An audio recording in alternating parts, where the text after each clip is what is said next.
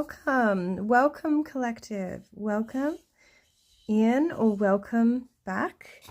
So currently I haven't been here due to some family troubles and illness, so I must apologize. I have been wanting to do many readings, and I have still been tracking the stars as always. And I'm even a little bit confused myself. So obviously I do follow the astronomical astrology, and according to the chart that I tend to draw a chart each reading, and the sun is at 0 degrees of Cancer right now, and we are here on the 21st. I know that it does take a little bit of time for us to catch up here where I am, so we're often a little bit ahead. However, with the midpoints, as far as I understand, Cancer went in on the 17th. So the thing I wanted to kind of talk about is that I'm not sure if you are also tracking the sky, but sometimes the sun or planets, whatever it is you're looking at, can be in that void space. So it's actually like there's often a void space between the signs, and sometimes if it's closer to one sign, it'll be counted in that sign rather than the one before, depending on which one in the void you're closer to, kind of thing. So we have recently been in that void space, and potentially still even in it, but yeah, so 0 degrees at the moment. However, with the IAU calculations, the sun only just went into Cancer on the 20th, which makes sense because here we're on the 21st and we're always a little bit behind because we're ahead, kind of thing. It's a bit confusing. So that is really interesting because to be honest, since that last new moon that we had in Gemini, lots of things in my life have been thrown all around. I think it's just that Gemini energy. It's very playful but very mischievous, and obviously it's that Mercury energy as well. So it's often even linked with the mind and the intellect, but also obviously depending on what else is going on, we've also had that Mercury retrograde going on, as well as we do have that Neptune retrograde, Pluto retrograde, and in some days time, so on the 26th of this month, Saturn is going to retrograde too. So yes, we've had that. The sun is transited through Gemini and it's now into Cancer, true sky Cancer, but we do have a lot of other shifts that have been occurring. We also have had that in the Vedic system. There was the Kalsapa yoga, which was broken recently by Venus overtaking the South Node in Leo. So you may have felt some maybe even past energies to do with love coming up, and could have even been painful. I'm not sure how it was for you. Leo is linked also with the heart, so some real heartfelt heart energies going on there as well. And then obviously that would have reverted back to that solar in Gemini, and then all that Gemini energy that we've been having. We do currently have the moon in Virgo, so there is still a lot of that mercurial energy around currently as well. I mean, where I am anyway. And then we also have really interesting alignments currently that a lot of astrologers are talking about. This Barbolt's basket from this famous astrologer Barbolt, who did pass in 2019, which is an interesting time to pass.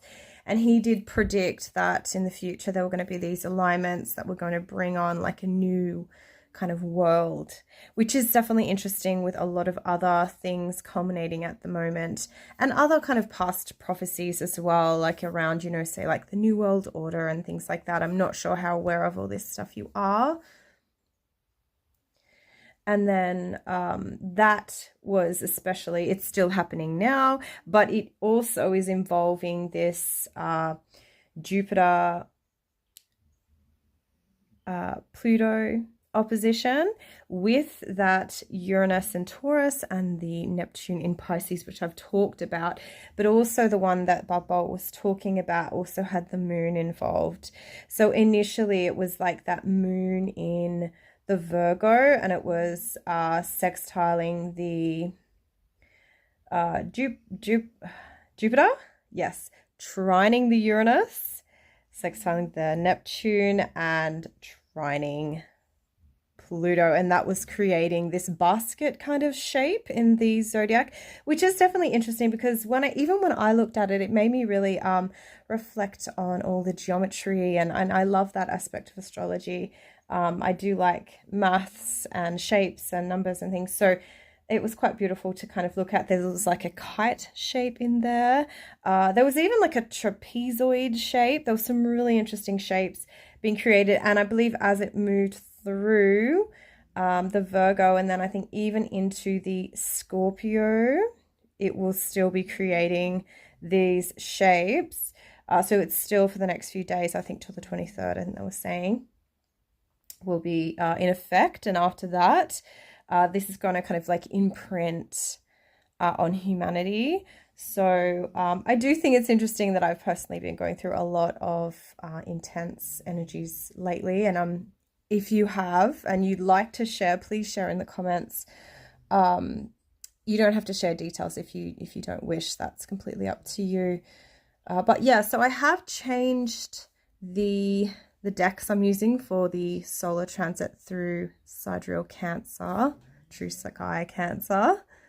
But yeah, the finalizing of the bubbles basket with the sign of Scorpio is to do with the opposition of it will be the moon and Uranus in Taurus, and then that also will be trining, the moon will be trining Jupiter and trining Neptune and sextiling Pluto. So yeah, really interesting alignments, and it is nice to hear all the other astrologers talking about it. I've noticed though them talking a lot about the numbers. So in the tropical, I believe that it's all at 4 degrees, but see in the sidereal, that all gets changed a lot, and I believe in the Vedic it is around 10 degrees.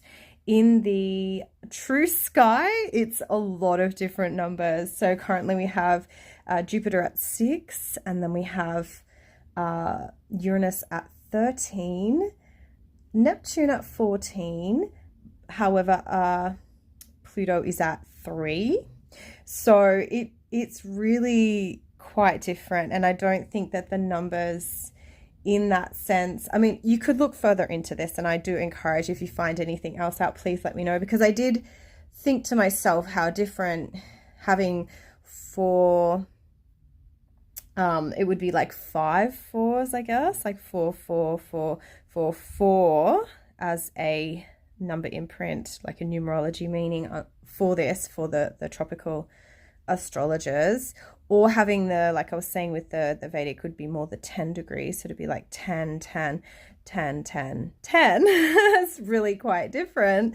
Or you could even reduce that to 1, because normally they don't count the 10, even though 10 in the tarot, the 10th card is actually the card for the Wheel of Fortune. So it's actually a really interesting number in the tarot, and that Wheel of Fortune is kind of linked to Jupiter, so it has like a really positive kind of meaning.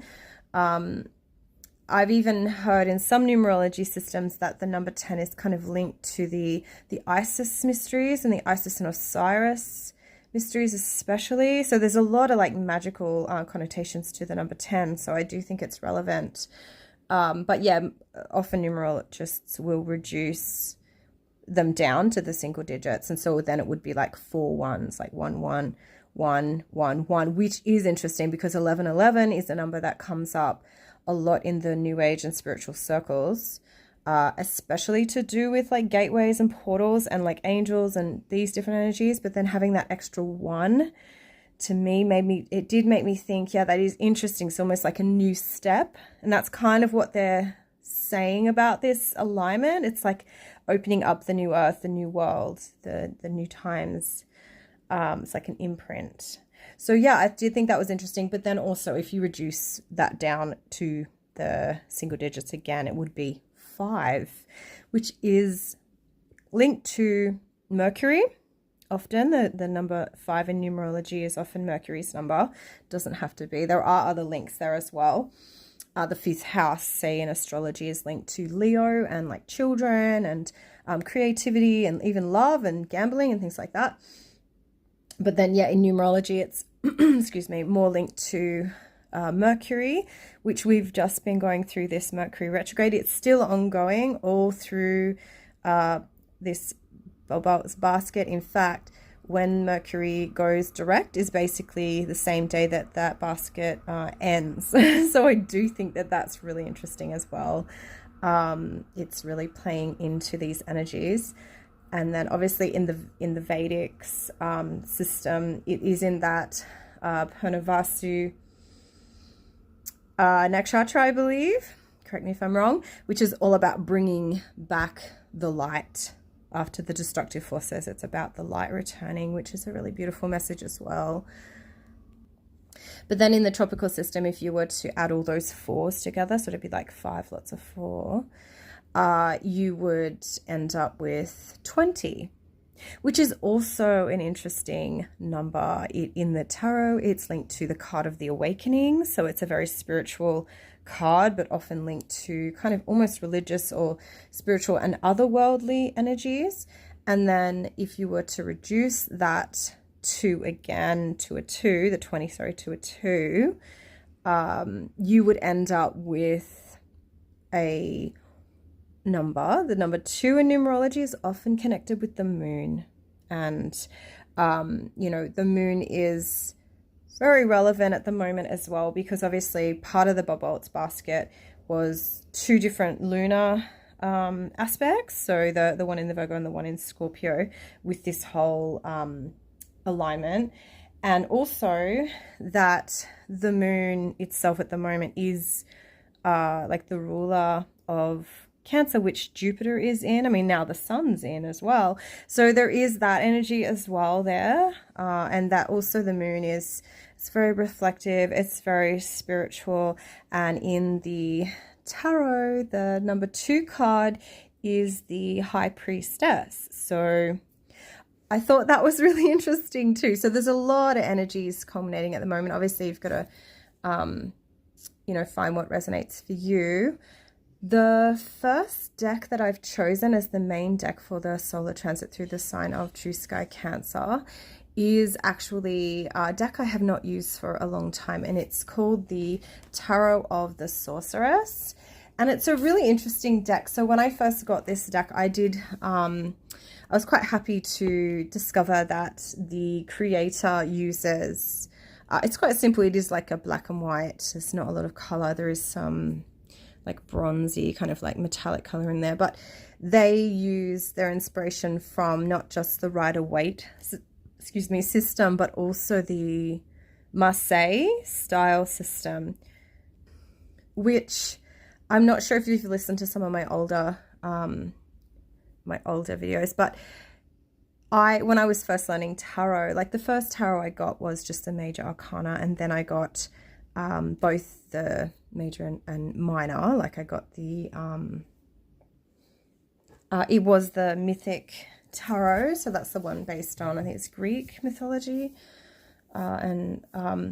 so yeah, anyway, then after that I was collecting this series of divination series about astrology actually, and it went into all different arts of divination, and the tarot that initially it does teach you is the Marseille.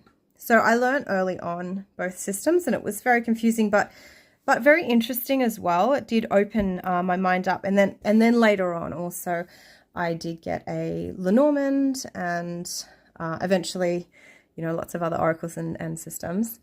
So this deck isn't your typical Rider-Waite, even though I do like the Rider-Waite a lot. I love the Rider-Waite system.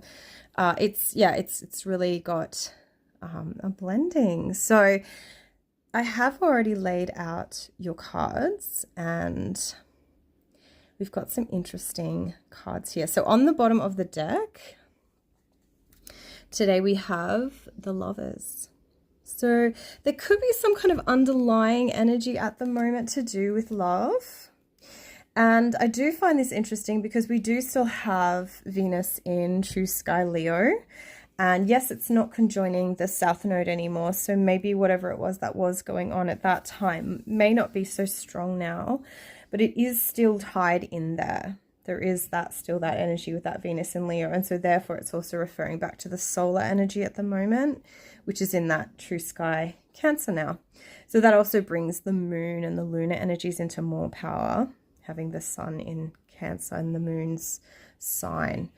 So I don't see the moon card here, however, but having the Lovers on the bottom of the deck also has not just a Venus energy, but it also has a Mercury energy as well. And we do still currently have that Mercury in Gemini in True Sky, and it's also still retrograde as well. So that energy is still really strong at the moment. So the first card that we have here for you is the Knight of Water.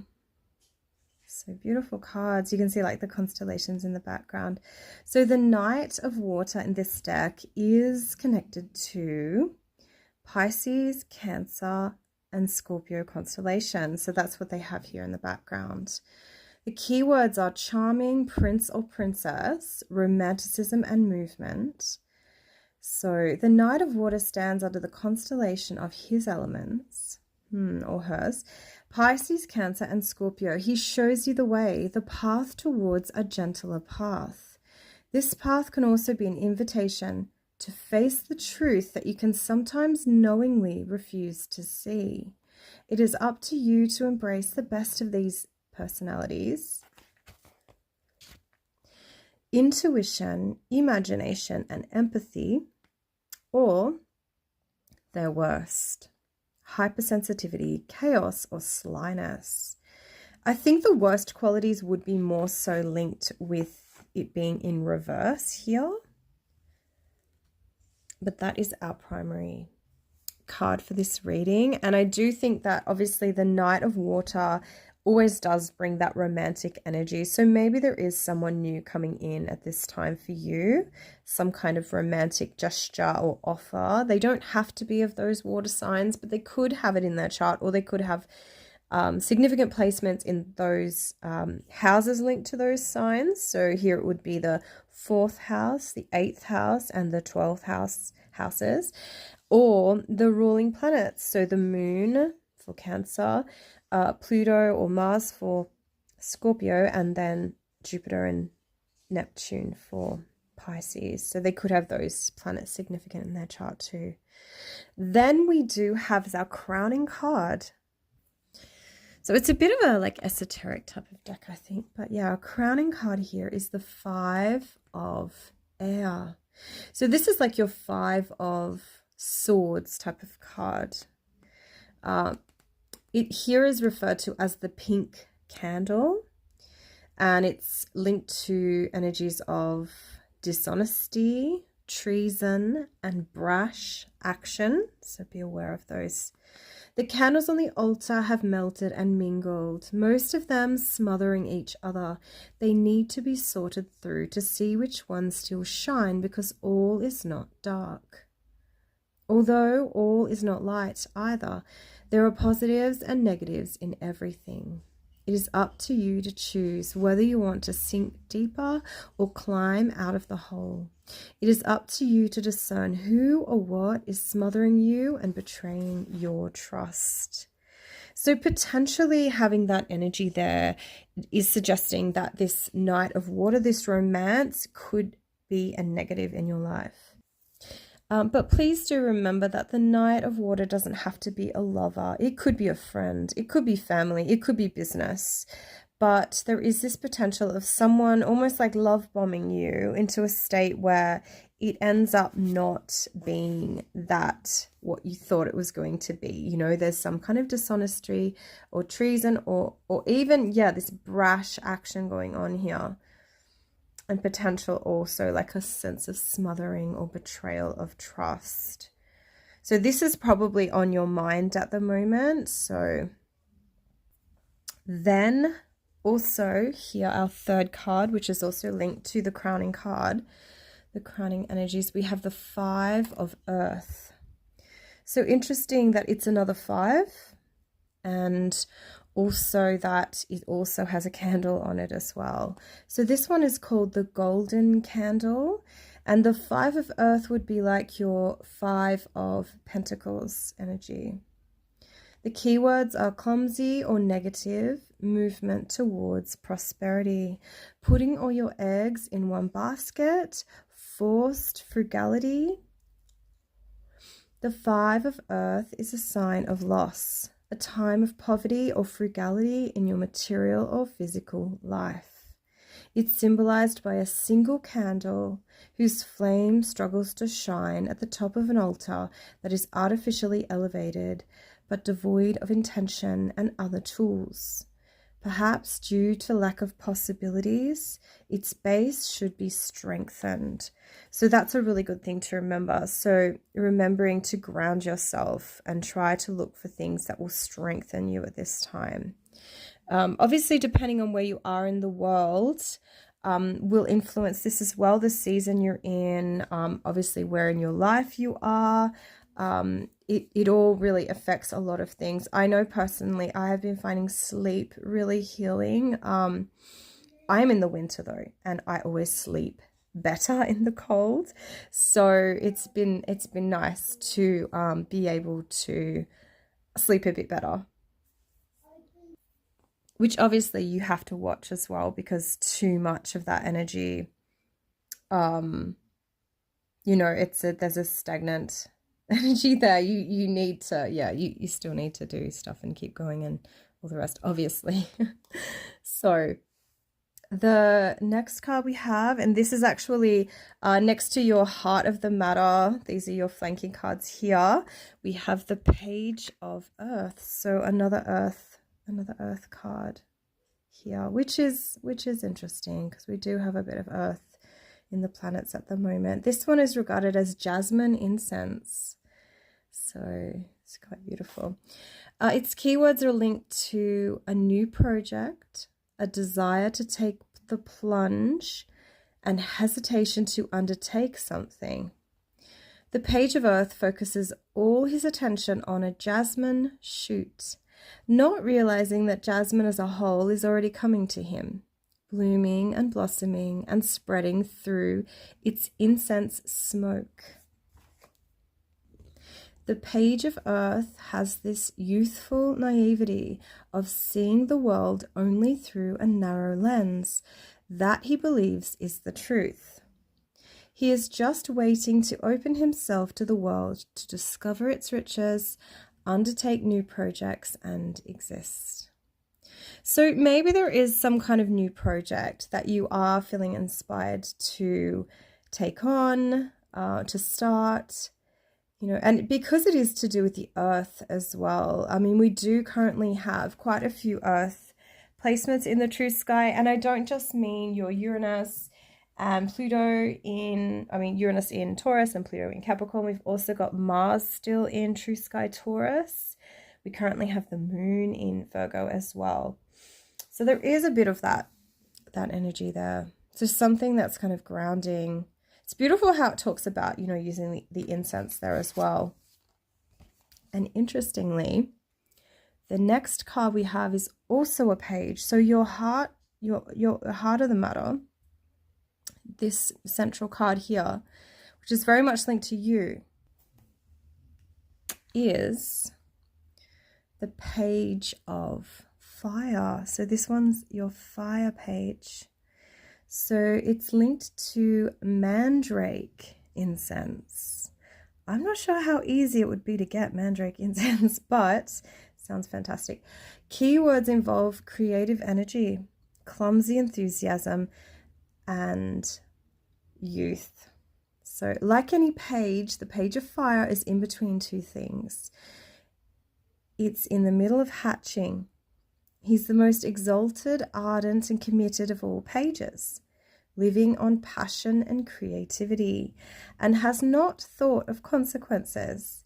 He reveals himself fearlessly, all the while retaining the modesty of his youth and fiercely protecting his inner child. So that's quite interesting too. 2 pages, earth and fire, which is quite different energies as well. We don't have a lot of planets in the fire currently. We do have like the South Node in Leo and Venus in Leo, but we don't actually have the other significant, fire placings going on in the true sky. Eventually, obviously, the moon will shift, and we do have Chiron is right on the cusp of pretty much of Pisces and Aries. So eventually Chiron is going to move into Aries. It's like about a degree or something away from Aries. And then the next card we have flanking our central card, that heart of the matter, is the Empress. So once again, the Empress energy is that, feminine, earthy, Venusian type of energy. So here she is linked to Beltane. I'm not sure if you can see that in the card that they are dancing with the ribbons. And her keywords are developing ideas in your mind, conception, and also creativity. So this is a really good time to be creative, even if you do have this situation of with the mental plane, there was like not the greatest situation happening. In your heart, in these areas, there's a lot more positive energies here for you at the moment. And the Empress is dancing for the Beltane Sabbat. It's spring, hearts are having fun, and everyone is bringing their personal color to the maypole. One of these women is the Empress, but the little people are the symbol of the inner riches of all women. As varied as they are exciting, dazzling, and pregnant. The Empress moves among the flowering symbols of a promising spring. The symbols of Beltane and celebration: violets, marigolds, buttercups, oak, elder, rowan tree, hazel bush, hawthorn, birch, juniper, and pine. So the veil between the worlds is thin indeed at Beltane, and it leaves the door open to intuition, inspiration, creativity, desire for life, and wishes. The Empress invites you to create, to develop ideas in your mind. She is the passionate impulse from your belly and your flamboyant youth. Her keywords are fertility, creativity, learning, seduction, desire, power, excitement, nature, elegance, abundance, harvest, beauty, blossoming, and creative brilliance. So that is such a fantastic card to have linked to like this heart area, because obviously the upper chakras are more, that mind and that spiritual, like your crown, your middle eye, and then your third eye, and then your throat. And then the central ones are more like, it could be your throat also, but also the heart and the sacral, or the solar plexus, sorry. Potentially also sacral. And then the base of the matter is more like your base and sacral and solar. So there's like some blending of energies here, but definitely those central cards are really quite positive for this reading. So it doesn't mean you shouldn't work in those other upper chakras though, because maybe that is where the work really does need to be done, and the other areas is just kind of pulling that positive energy to help in those other areas as well. And obviously that card was also talking about a lot of the sacred plant medicines and things which may be speaking to you or calling to you at the moment. I know I had a little bit of this the other day. I was doing a bit of a meditation, and there are some little violets that grow near my windowsill, and I did at one time kind of glance out, because we get a lot of bowerbirds around here. We get the males, we get the females. I do see more females than males. And there was a female bowerbird jumping around outside, I think eating maybe the violets or some grass or some plants from that area. And it was just really beautiful moment because there's these beautiful little violets, flowers, because they come out in winter here. They're perfume violets as well. With their little kind of heads up, kind of, that's how they look, a bit like they're almost like little people or something. And this beautiful, the female bowerbirds are this kind of, I don't know if you'd call it hazel, but they're like a green gold color. Like their feathers like shine, this greeny gold, this beautiful colors that come off them. And it stopped, the bird stopped while it was eating, looked directly at me and just stopped. We were just staring at each other for quite a while. And their eyes, the female bowerbird's eyes, are this beautiful like violet color. I don't mean the same color as the actual violets, but they are like a purple. Their eyes are like purple. And it was so beautiful, just this little scene of this green and gold and this purple. And it was actually, it felt really special to me. And I am a mother as well, so I guess it was that feminine energy of the bird and, the violets and all that. And the violets are obviously, violet color is linked to, those upper chakras. But then also the violets are medicinally good for the throat. And, they have the scent, so they're also, linked to the upper, very spiritual, yeah, the violets. So yeah, anyway, that was my little experience recently. And I just love how that we can have these experiences that kind of connect us back to the natural world. And it can take us out of our own troubles for a moment or two. I do appreciate it.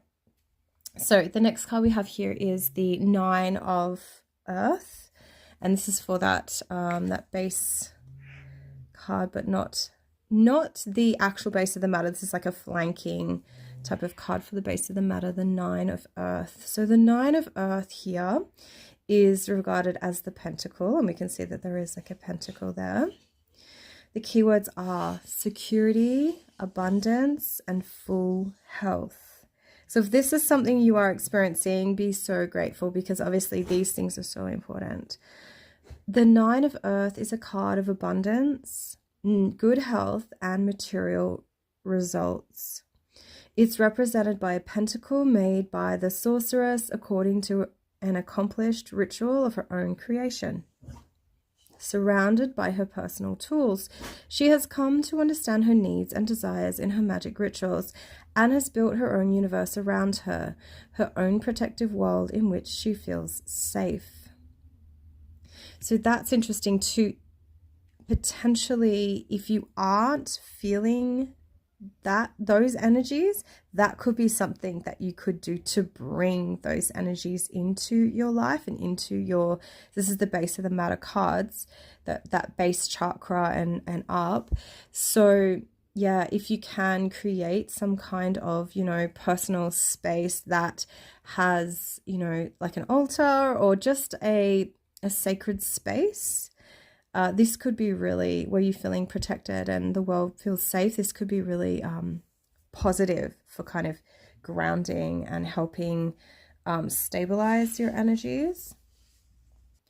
And even thinking about that, the fact that it is that Earth card, and we do currently have, like I said, Pluto in, which is retrograde. However, yeah, Pluto in Capricorn, which is an Earth sign, and Pluto is linked to, the esoteric and the magic and, these transformative experiences and, these really solid experiences as well, because obviously Saturn is to do with the earth and the minerals and the rocks and the crystals and all that kind of stuff. And then Pluto is that more deep water energy.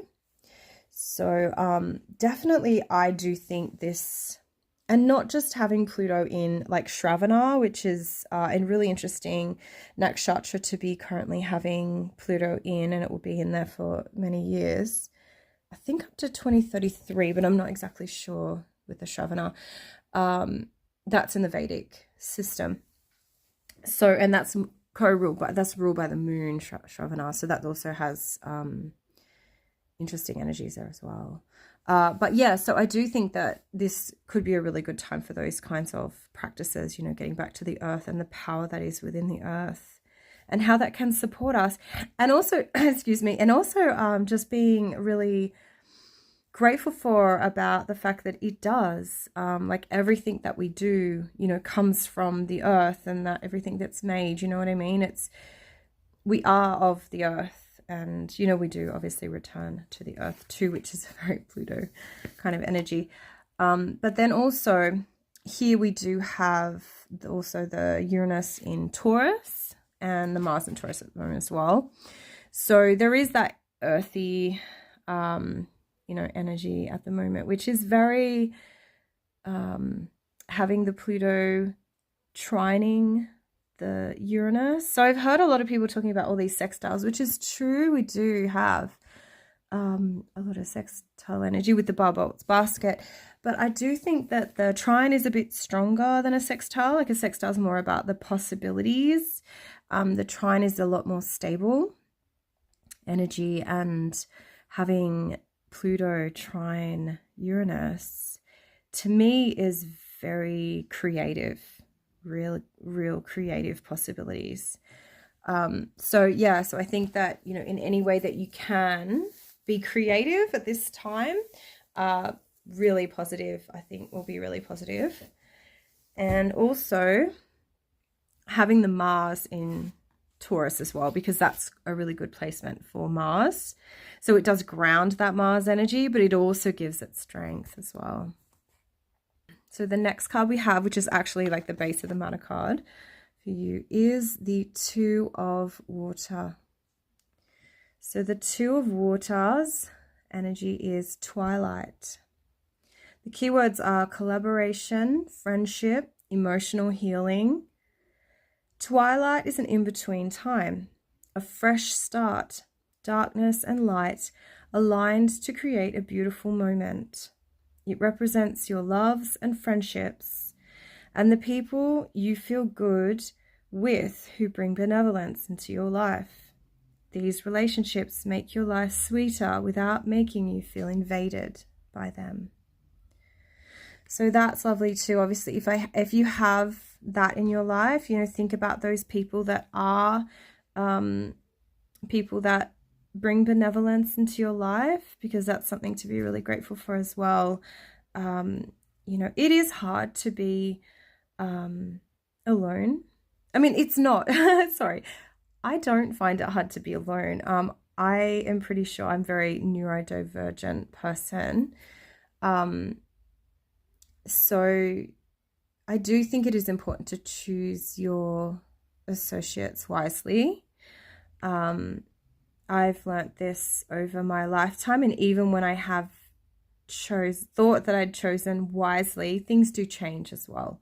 Nothing stays the same forever, and sometimes you might just have someone in your life for a while to learn something or to go through an experience with someone, but they might not be there for that long, or, you know, that kind of thing. So obviously I don't think that you need to be told that, but I do think that the fact that it talks about how these people will make your life sweet without you feeling invaded by them, and I do remember those feelings a little bit at times with people that it didn't end up going well with.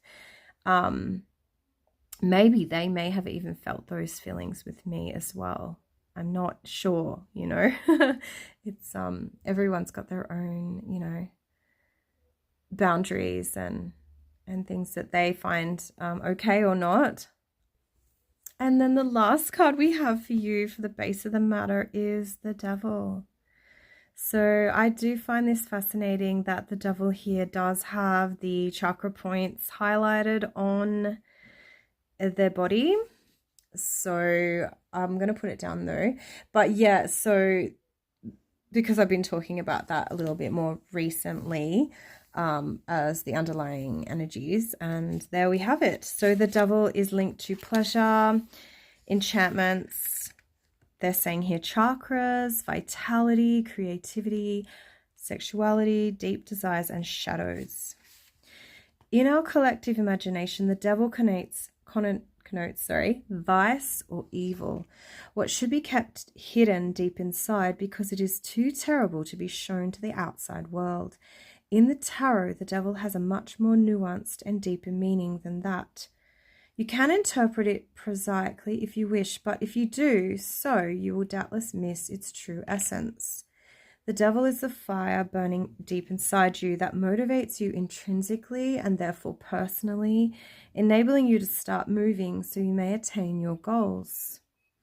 He, she is primitive, relentless passion that connects your body together and gives meaning to its existence. In a word, he, she represents what it is in your guts.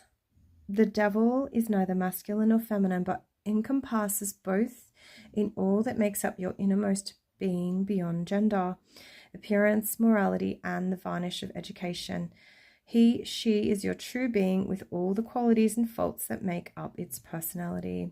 The card depicts the devil with the 7 main chakras, which enable vital energy to flow continuously throughout your body to give it life and united energy. This also shows a form of imperfection because although the chakras do need to be balanced, perfection is divine and cannot be attained by humans. Is balance perfection? What is your balance? The devil represents the raw expression of your humanity. This card therefore invites you to shake up your shadows, your darkness, and explore your deep motivations and identify your inner fire, especially if that fire has been smothered by years of living and a will to conform to the outside world. Traditional keywords are unconscious forces, passion, creativity, desire, temptation, bonds, depth, darkness, fear, prohibition, taboo, sensuality, and impulses. So that is really interesting because I was just thinking about the whole neurodivergent thing, and I was thinking about, like, I'm still processing. I am older, so I'd say I would be in my like perimenopause kind of years, and I'm still trying to, process things from the past. And I know that with autism, they have these masks, which I do think is really fascinating because this card was talking about that. That it is so tricky in this world. And now it's even more complicated than ever. So obviously living in like a basic tribal society would have been one thing. But now having this global situation where you're interacting with all different types of walks of life and you don't really know anyone, you really don't. I feel like neurodivergence is almost a bit of a symptom of the times as well. I think that... yeah, obviously. And I mean, they do talk about these different characters, different spectrum. I don't even know whether to call it a disorder or what. So you've got, ADHD, you've got all these different, OCD, ODD, all these different ones, autism. And they are linked to different kind of character traits amongst humanity. So I do find it really fascinating, actually, at the moment, learning a lot more about it.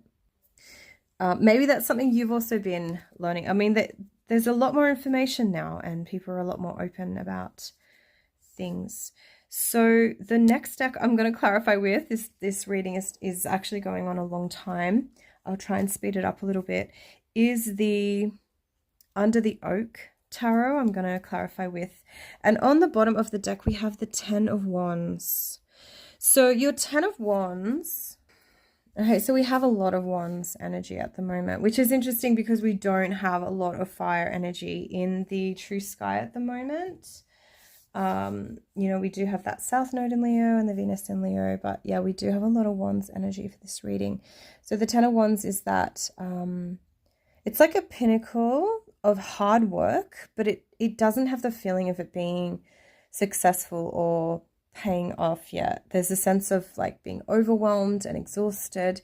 You've been working really, really hard, but you haven't really seen the results yet. So that energy is interesting because obviously the underlying energy of the first deck was the Lovers. So it could be to do with love or a choice you've had to make recently. And it hasn't really paid off yet. You haven't really seen like the fruits yet. So the first card we have to clarify, the Knight of Water, is the Eight of Wands. So there's a lot of energy coming in here. Potentially even this Knight of Water, if this is a person in your life, they might come back with like serious energy. Like there could be some love bombing involved here. There could be, you know, a lot of energy. It could be quite forceful even. And it doesn't even have to be a person either. It could just be even you yourself kind of romanticizing your life or interacting with those romantic energies in your life in a really forceful way. So, I mean, maybe it's just simply, you know, you go and buy yourself flowers, or, you know, you go and, you know, do something that you would love someone else to do for you, you know, something like that, just to kind of heal that energy, because maybe it's not, you know, that energy is not there. But it could definitely be someone as well. For the Five of Air, which was that Five of Swords energy, we've got the Seven of Wands. So interesting combination here. And that Five of Air is like a bit of a conflicting energy.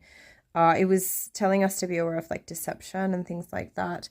And, excuse me, the Seven of Wands has a little bit of that energy as well, but it's more protective. It's more that you feel that you need to stand up for yourself, and but you want to take the high road. You don't want to, you know, just fight for the sake of fighting. You're feeling more protective, and you know, you're wanting to hold your ground. So that is a good energy, because that Five of Air, you know, who wants to be deceived? You know, like that's not, you know, you don't want to be that victim character.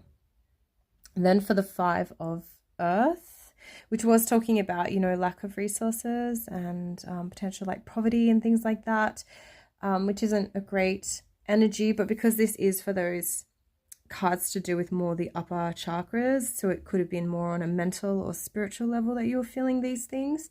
You have the Six of Wands, so this is a really positive card. So the Six of Wands is more about like some kind of victory or success, some kind of celebration. So maybe you've recently overcome these feelings of poverty and these feelings of scarcity in your life. There's some kind of positive shift happening there. Then for the Page of Earth, we have the Five of Wands, which we already had some of that. When we had the Five of Air, we had the Five of Earth. And now we've got the Five of Wands. So there's a bit of five energy here. So the Five of Wands is that potential conflict card. So there could be some conflict with this. This is that Page of Earth. It was about being creative on the earth plane, some kind of new creation.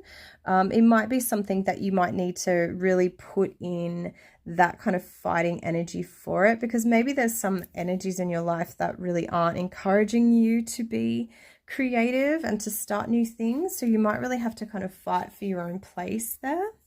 And that could even just be having the time to do that. So maybe you might need to put extra effort into other areas that aren't working out, that are hindering you being able to do that kind of energy, you know, create new things and things like that. Because maybe you're putting your energies into areas of your life that aren't really doing very much for you, and you might need to kind of reevaluate your choices and maybe even sacrifice some things that aren't just something that you do for, so you could say pleasure, but maybe they're not even bringing you that pleasure. They're just like a bit of a time wasting kind of energy. Potentially that could be it too. So you're kind of like almost fighting for your own creative kind of domination in your own life, your own domain. Then we have for the Page of Fire, which is our central, heart-based card here, we have the Four of Wands. So this card, sorry, but this card is linked with like home and family and stability. Beautiful, beautiful card. It's a really positive card to have as our central card. And then having it with this Page of Fires, this is all about these passionate new beginnings. So maybe you are moving, or you just moved into a new home, or you're really wanting a new home. You're feeling really, really passionate about this energy. So it's a good thing to put your passions into this stability, this home. And also, I think here the supporting cards we have, like we had the Page of Earth and we had the Empress, so they were very positive. But then the cards either side, it's all this wand energy. It's literally like 5, 4, 3. Anyway, so to clarify the Empress, we have the Three of Wands. And the Empress was kind of talking about being creative as well, and conception and new creations, and fertility and abundance and all this. And then this Three of Wands, similarly, it's about that outward expansion. So potentially even this home could be out of where you are. Like it could be, I'm not saying really far away, but it could be, because the Three of Wands can even be linked to foreign countries, overseas, foreign places. Potentially this home is almost a bit of a journey for you to there's a journey kind of energy linked in here with this home. But there is also conflict as well. Potentially even that conflict could even be whether or not you do want to move or something like that. And then for the Nine of Earth, this is all about that abundant energy and success, and it was about kind of creating that safe space for yourself. You have the Six of Swords. So this is a beautiful I love the art on this Under the Oak Tarot. I don't actually know who the artist is. I don't think I can read their name. I think it's Offried Striga Delamel, but I could be saying that completely wrong. It sounds like European or something. Not sure. Beautiful. And I mean, we have runes here and everything. So the Six of Swords is all about having been through hard times, and that you are now on the other side of that. You've passed through those, rough waters. You're in a calmer place now, and there's like a sense of a new beginning, and that you've even brought with you a lot of these energies. And so that's all about this sacred space. So I think there really is. I think there's some sort of transition that you are going through at the moment, and it's to do with a home. It is going to be successful as well, because once again, we have like the Six here, the Six of Swords, Four of Wands, and then the Six of Wands. So there is that line up here of this successful home once you've been through these choppy waters. And then the central card at the bottom, the base of the matter, we had that Two of Water. So that's like a Two of Cups. It was all about, people that are beneficial in your life and really, appreciating them. And then we have the Two of Wands. So this is beautiful. The Two of Wands is often linked with, say, your twin flame energies. If you are into that kind of thing, I know not everyone is, but the twin flame journey is a spiritual one. If you're aware of it, it is actually a spiritual journey. It's not even so much about the other person. It is, I guess, about both, but it's definitely an inner journey that you go through. And yes, it is linked to another as well. And this is such a beautiful, it's got like the little girl here with the bear, and they both have the candle and the fire. It's such a beautiful card. I really love the art in this, and I think that's why I chose it too, because to me, Cancer is linked with like children and mothers and things like that. And I felt that this Under the Oak Tarot, because it has a lot of I don't know, childlike energies, but they're very magical and mystical, kind of, to me, is kind of Cancer as well, energies. And then for the Devil card, we have the Ace of Wands. So much wand energy in this reading. So this is all about new ideas, but new creative ideas, new creative passion projects. You know, this is going to really help you, I think, get out of the devil energies in your life. So whatever it is that's binding you, it could be really actually holding you back and suppressing you. So try and focus on those things that inspire you and kind of take you out of those energies, because that will really help. That will really help you. So the next cards I'm going to pull from are the Moon Witch cards. And on the bottom of the deck, we have Familiar, Listen and Learn. So familiar is interesting because like you can have an animal familiar, or something can be familiar, which to me almost reminds me of Cancer, because Cancer's, it's all about that energy. So, but yeah, there's something to do with familiar here. Listen and learn, and it's about that being overwhelmed, and also about the choices. So be aware of that. Then for the crowning card, we had the Five of Air, the Seven of Wands, and now we have the Sun. And it is telling you to find a balance. So that's really interesting. So the Five of Air was about those, you know, the destructive energies, and potentially like even, you know, fighting and things like that. And then the Seven of Wands was also like standing up for yourself and holding your ground. But then the Sun is saying find a balance, because obviously if you're living in those energies all the time, it's so draining, and it can take energy away from other things that you want to put your energy into. Then for the central card of the Page of Fire with the Four of Wands, we have Moonflower. Bloom even if no one is watching. So that's lovely as well. It's got the lily, the water lily there. So it is true. We really do need to live our lives on our own terms. And like I was talking earlier as well about this whole masking and all that, you know, the issue is with that. Yes, maybe we want to get along with others, and we want to be, you know, maybe we are a bit of a people pleaser, or we're wanting things to be peaceful and nice and everyone to get along and whatever. But we can lose a sense of self in that. And not that I'm trying to say it's all about us and that we all have to be self-centered, because I don't think that either. But it is really important to connect with yourself and to really build your inner self, and to question what it is that goes on around you, because sometimes you're making decisions based on something someone else has said to you and you haven't even thought.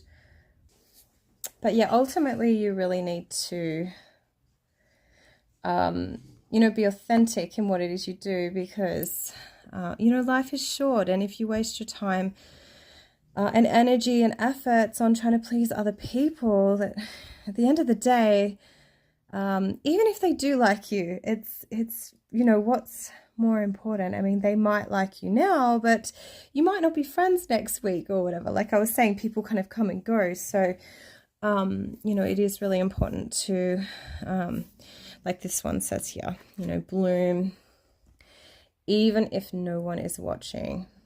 So, be yourself, and, not worry about what others will think, or, not always trying to fit in and things. So the next card we have here is the Witch's Hat. And this is for the base of the matter. It says, express yourself and share your gifts with the world. So that is really lovely too. And that was for this 2-2, 2 of water, 2 of wands.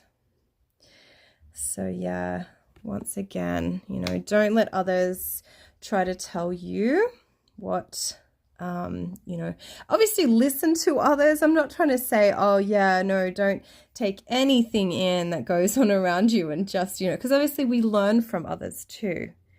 But it isn't like, we shouldn't just listen to what someone else says and then take that as like the whole truth, nothing but the truth, because obviously that's their truth. You know, we all have our own forms of understanding in the world and of being. We all go through such different experiences, and I think that's where, in my mind too, I feel it is hard. Some concepts of, like, say for example, like equality and things like that, I find quite hard in my mind sometimes to come to terms with, because I see so much inequality everywhere all the time, and I don't know if it's good or bad, but you know, how can people, and that's great to try and fight for others, if you have that ability. Some people don't even really have the ability to kind of fight for themselves, so it's or they only have enough energy to get, you know, certain amount done or whatever. So anyway, kind of detracting a little bit from the reading, but I think it does tie in. So the next cards that I have here are also the Shaman's Oracle cards. So I thought also this was quite Cancerian to me. You know, the moon is, and you know, it's one of the first kind of planets I think that our ancient ancestors would have connected with, apart from, say, the sun and then the stars. But to me, it has a very shamanic energy as well. And on the bottom of the deck, we have Dancer of Lies, which I do think is interesting, because we had some of that energy come up with that Five of Air. There was that deceptive energy there. So this is the underlying energy of the deck, the Dancer of Lies, but the energy here is, interpretations can be linked to falsehood, opposition, distraction, dissolution of dreams, frustrated plans, darkness, being led astray, loss and sorrow, inner conflict, and resolve weakened. So to me, what I was just saying as well, like the whole being led astray, your resolve being weakened, like, yeah, these energies I am picking up on at the moment. However, so that was the underlying energy of the deck. The first card we have is the Ancestor of Memory. Ancestor of Memory. And then we have the Spirit of Nurture for the central card. That's lovely.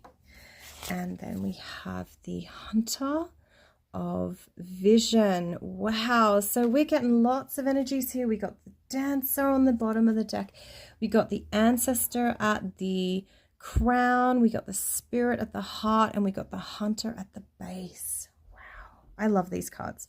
And interestingly, I did see recently they were saying that they found some DNA on some ancient cave paintings, I believe in France, but I could be wrong.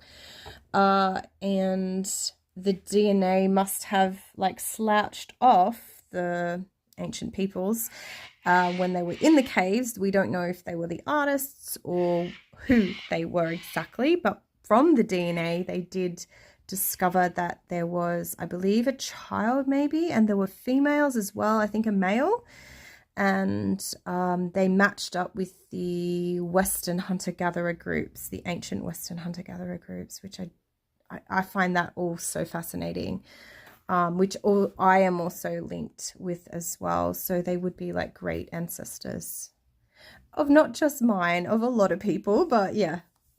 So the Ancestor of Memory is linked to remembrance of those you love, restoration of broken things, seeing beyond false aspects of life, past truths applied to present troubles, and understanding the importance of history. Wow. Far out. That's really interesting, because like I said, I just recently learned about that, and I have been thinking a lot about those ancient peoples as well. You know, not just my ancestors, there's many ancient peoples on the earth. You know, there are. So but I generally think of my own. I do think of others though too, because of the land that I live on, and they are still discovering so much about their people as well, but through I don't know exactly if they are discovering it, like if they're listening to Western science, but you know, there are you know, DNA science, and these areas are discovering things about ancient peoples all over the world, and, you know, about different paths of migration and all these different things. And I'm definitely learning a lot from it. And I do think that other peoples would learn through it as well. I'm not sure how it will tie in for them, obviously, but the central card here we have is the Spirit of Nurture, which is lovely, and that's tied to this moonflower. So I love these cards too. They have the quite simple cave art on them as well. So the interpretations are shelter, foundation, ancestral strength, restoration in time of trial, renewal, help in time of need, support, strength, nourishment of body, mind, and soul. So that is lovely, because yeah, that is interesting, because we did have that card of that Four of Wands to do with like home and that stability, and then this one's also talking about, you know, shelter, foundation, that kind of energy, which is a little bit similar there. So the base of the Matter card today is the Hunter of Vision, and its energies are linked to insight, foresight, hindsight, clarity of vision, the gift of recognition, wise decision making, choosing well, recognizing deeper truths, and interpreting mysteries. So wow, that's so interesting, because I was thinking about all those kinds of things too, with like modern knowledge tying in with ancient wisdom as well. So I am trying to keep this reading because it's gone on for a long time, so I am trying to speed it up a little bit. So the next deck that I have for you is the Ancestral Oracle of the Celts.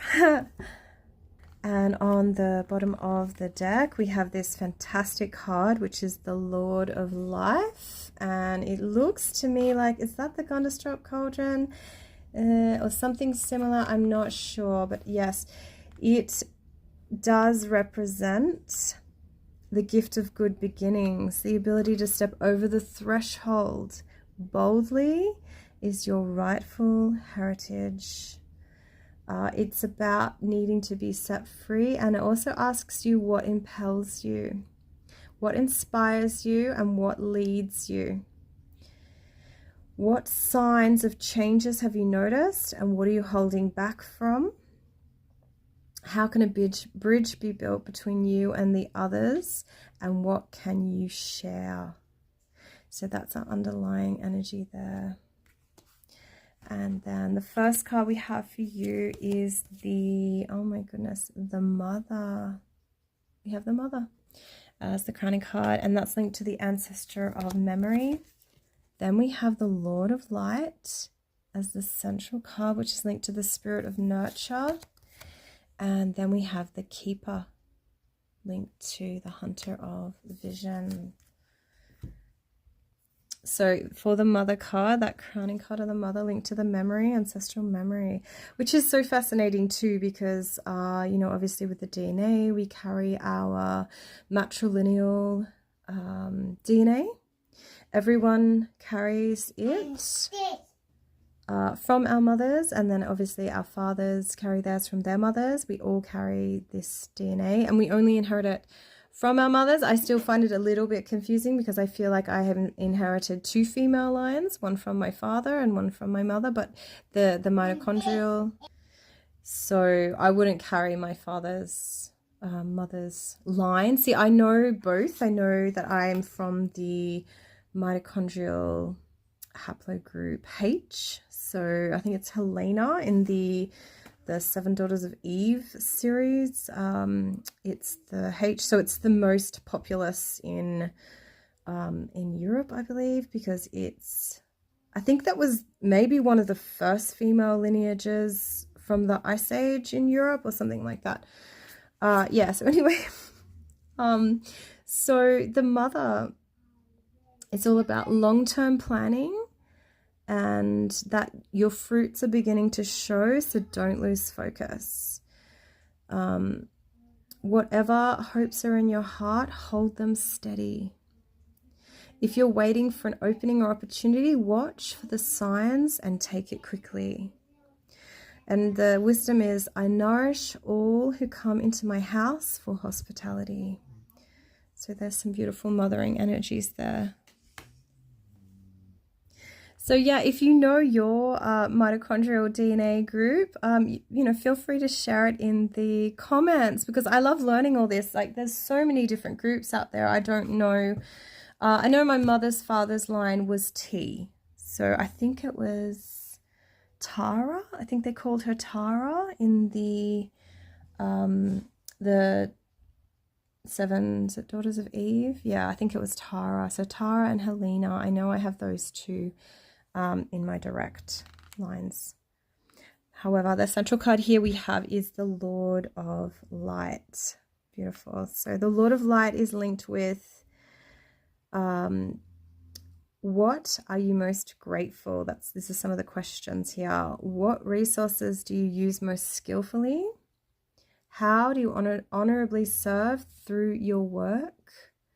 What gifts do you receive from your creativity?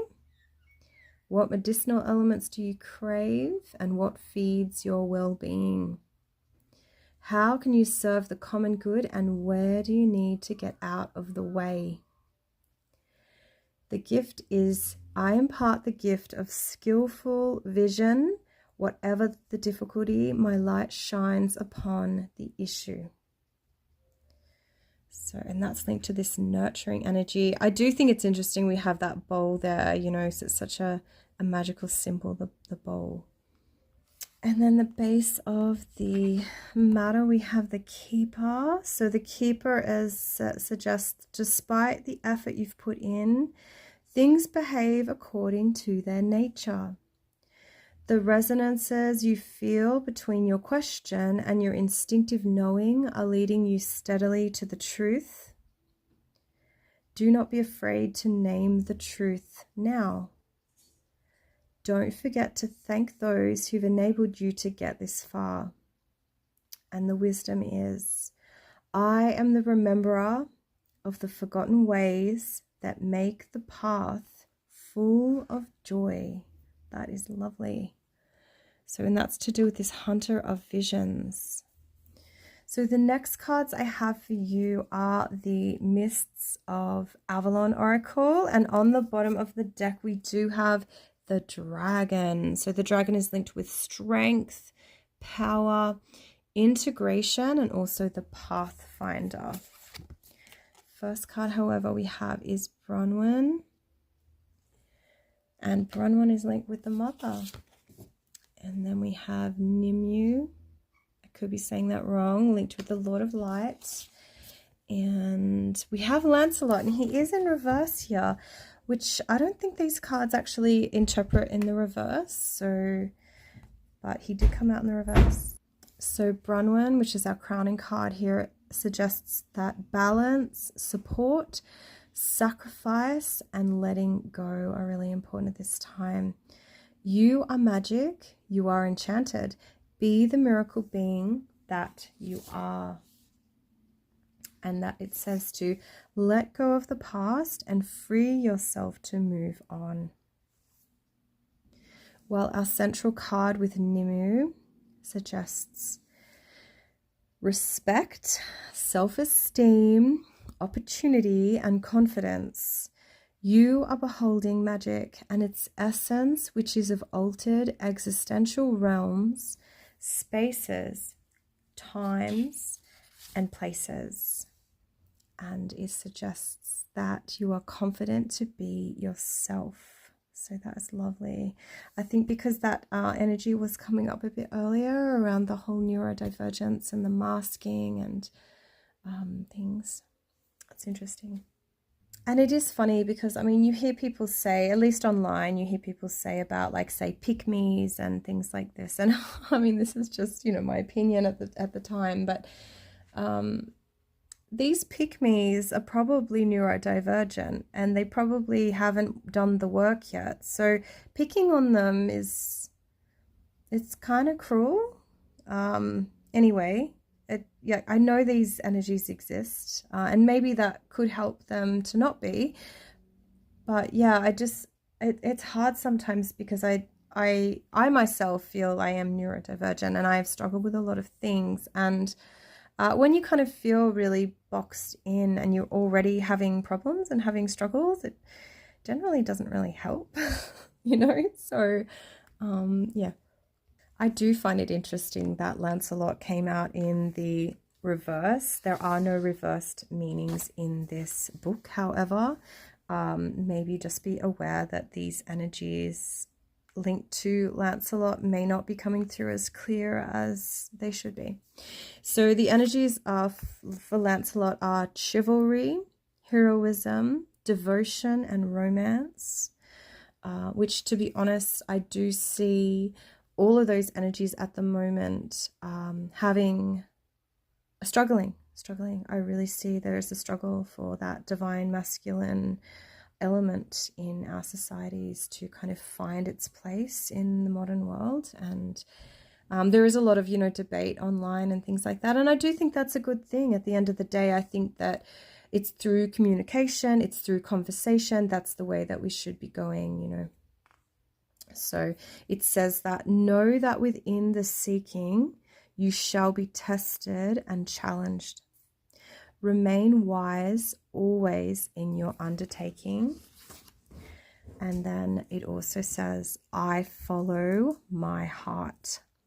So that is so important. Oh my goodness. And that's something I was picking up on this with this reading from earlier, and then talking about all this neurodivergence and how maybe people aren't following their heart because they're masking, because they're pretending to be something they're not, because of social, you know, norms, or, you know, also you have situations where people have been generally traumatized, maybe by their upbringing or certain things that they have experienced, and they're carrying that. And so all they really want is peace because they are struggling with their own inner demons, and so they kind of put this mask on the outside because they don't know how to deal. You know, it's overwhelming, they're overstimulated, it's a lot. And so I was picking up on a lot of that energy, and I do think that some of it did come through in this reading. It's interesting. So I hope that you are doing well. I hope that these issues, you know, aren't triggering you in any way, and that, you know, if you do need help, please seek the help that you need at this time if it is linked to any of these energies.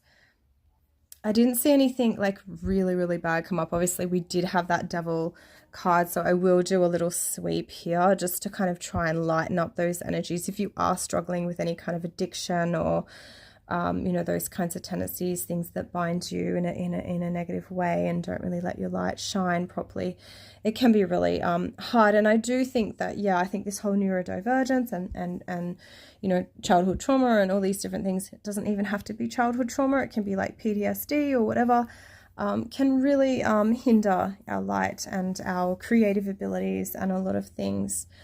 And so, yeah, I do wish you healing and peace on your journey. And if you did make it to the end, this is probably one of the longest readings I've ever posted, and I was trying to keep it short near the end. If it did resonate in any way, if you could like, potentially comment if you'd like to, and or subscribe to my channel if you haven't already. Please do, because I am really trying to grow this channel, and I'm hoping that what I bring is a little bit different. You know, I do think I am like neurodivergent as well, and but yeah, I do not have the funds to get myself diagnosed or anyone in my life, so I'm not under some kind of privileged situation where I can even you know, seek such help. And I'm not even sure even if I did get diagnosed, because I do think I might have a bit of is it ODD? I think I might even, I'm not sure what that would even do to me exactly, getting a diagnosis, because I don't deal with authority figures that well. So yeah, it's complicated.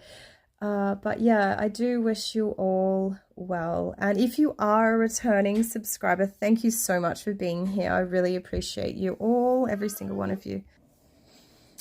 Yeah, so really grateful for every single one of you that comes into my channel, that, you know, interacts in any way that you can.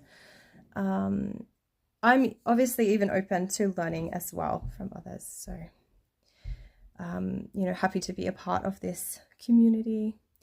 And yeah, so take care. And this is really the beginning, that solar transit through the true sky of Cancer that has just begun, which is one of the smallest signs in the true sky. Cancer is really quite small, so it's not going to go on that long, but we do have the, when the full moon occurs the end of this month, the sun will be in true sky Cancer, but we will not have the new moon in Cancer. By then it would have moved into true sky Leo, so the next new moon will be in that Leo, which I do think is quite significant, that with the true sky we don't always have the equal amount of new moons and, you know, full moons in a sign. So the energies really do change and shift quite a lot differently in the true sky system. But anyway, I'm going to finish up here now. So take care of yourselves, and I'll be back soon. Okay, bye.